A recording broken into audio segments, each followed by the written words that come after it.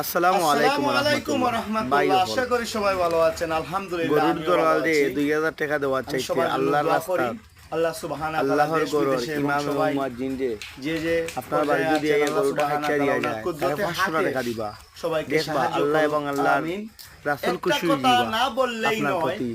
আর ও উসিলাই কেমন আপনারে আমরা আল্লাহর আজকাল মায়া যে করিলতা কুরবানির পারেন আর হাটে আপনার যাচ্ছি, কুরবানি গরুর আল্লাহ কবুল করতে পাইকারদেরকে পারেন। আমিন। 2000, 1000, 3000 দিতে কোনো দ্বিধা করি না, কিন্তু আমার আপনার এলাকার মসজিদের ইমাম সাহেব এবং মুয়াজ্জিন সাহেব এসে আপনার বাড়ি সকালবেলায় আল্লাহর নাম নিয়ে আপনাকে গরুটা জবাই করে দিয়ে গেলেন। উনার বেলায় 500 টাকা বের হতে আপনার পকেট থেকে আপনার মনে অনেক কষ্ট হয়, কিন্তু একটা গরুর দলালকে আপনি 2000 টাকা দিতে আপনার হৃদয় একবার নাড়া মারে না। এটাই হচ্ছে গিয়ে আমার বাংলাদেশ, এটাই হচ্ছে গিয়ে আমরা মুসলিম। আমরা আর কত অন্যদিকে টাকাটা পয়সাটা ব্যয় করব?